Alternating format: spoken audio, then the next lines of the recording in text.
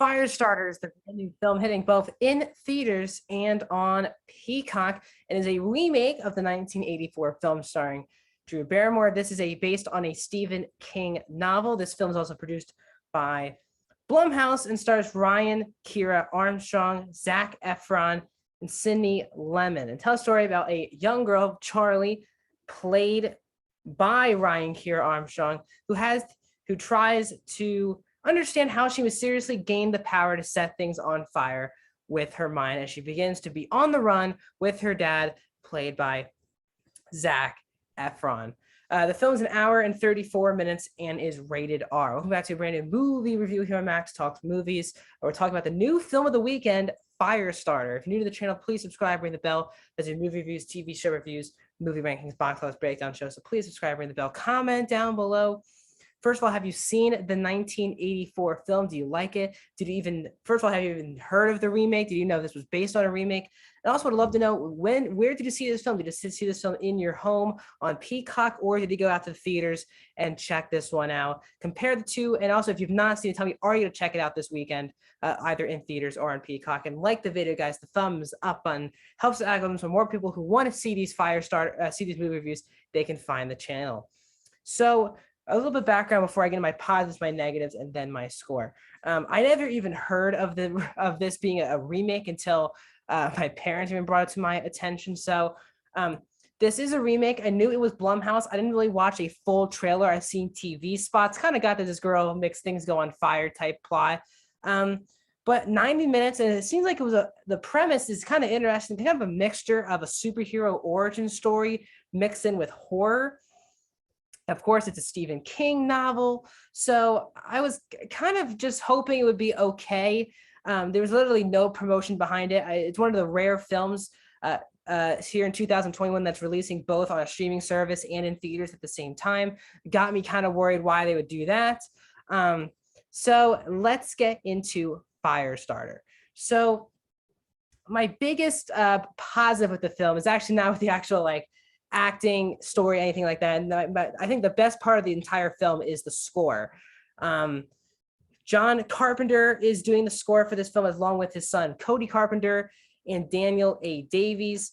They did the scores for the last two new Halloween films.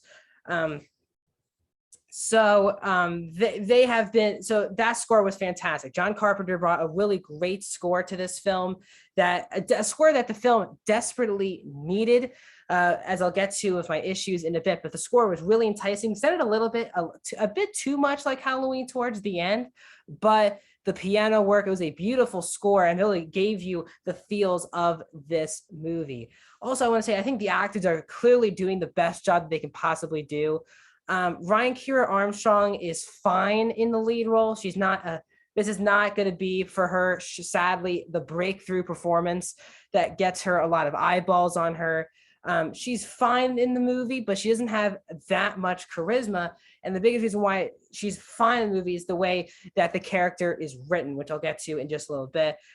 Love seeing Zac Efron. I think people just hate on him a little bit too much. I'm a big fan of Zac Efron, especially in his comedy films.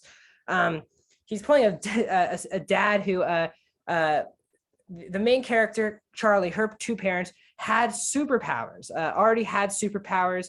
They were tested on and they had their kid. And this is why this kid has all of these powers. And the parents are played by Zac Efron and Sydney Lemon, who kind of disagree on how to train or not train their daughter. And I think that Zac Efron and Charlie has to be the main, they have good chemistry together. Zac Efron is solid in the movie. He's clearly the highest billed actor, the most famous actor by a lot in this entire film. He's fine. He's doing obviously the best that he can be. I actually really liked Sydney Lemon as the wife of Vicky McGee. She was actually really good in the first act of the film.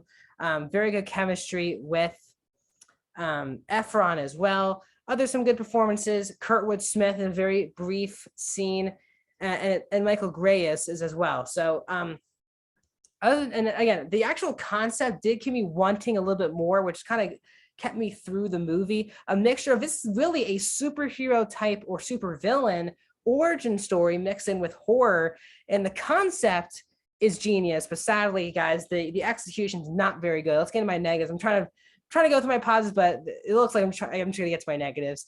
This is a very underwhelming, and I'm just gonna say a boring 90 minutes in the theater. I did see this in the theater, not on Peacock. That's why I want to hear you guys' experience. If you saw this at home and liked it more at home, or you saw it at theater, liked it more. This was a just boring 90 minutes with a lot less action than I thought. This movie is basically parents, daughter on the run. That is it for about 70 minutes of this 90-minute film. It's just not that enticing. As I said, while Ryan Kiera Armstrong is fine in the lead role, the biggest problem with her is the character on the page, which is the movie has a hard time balancing what they want to make of her. Is she a hero who just doesn't understand her powers? Is she an anti-hero? Is she a villain? Is this a villain origin story? The movie has no idea what to do with the character, even though it's based on a novel, which was a bit of a disappointment. Her relationship with the parents just is not thought out of. The movie is so rushed. There's just no time to build plot lines, relationships at all throughout the film, which was disappointing. As I said, the film desperately needed more action and more horror elements. There's horror elements. What I mean by that is the only time it feels like a horror movie is where our character's walking down a dark room and there's no music playing. Other than that, there's no really jump scares. There's just nothing scary. It's way more of a action, I guess, film, or it's really drama first. It's like a drama sci-fi film, which I don't think anyone thought if you look at the trailers or TV spots, because there's a girl who literally lights things on fire. So it was disappointing. There's literally 5 minutes of this movie, really in the third act, and I was like, oh my God, this is exactly what the whole movie should be. But sadly, it's 5 minutes of a 94-minute runtime, and that just isn't going to cut it. As I said, it is so boring. You don't care about anything that happens to any character in the film. I didn't even find myself rooting for the main girl. They're basically like, oh, she's a girl. You can feel bad for her that she's doing this. I just didn't care. And this movie has a premise that really should work, especially in 2022 with the technology and with this character with really cool powers. You don't even understand how what these powers are, how she got the powers in the first place, or how her parents have superpowers, which was established in the remake and in the original, but was not really here. You have no idea how these people have superpowers. It's just said that they have superpowers, and it's a type of niche that is not a Marvel or DC superhero that you could actually find interesting, but because it doesn't go deep enough, Firestarter is just a boring wannabe horror action film. So I'm gonna give Firestarter a 1.5 out of 5, 30% for Firestarter. Just not a very good film, and a disappointing film with a premise from a iconic horror writer that should be done much better in the film. So that's my thoughts on Firestarter. Please like the video, subscribe, ring the bell. More videos coming, including my review of Winning Time, as well as my box office breakdown show on Monday. A lot of other reviews are coming very soon. I'll see you guys soon.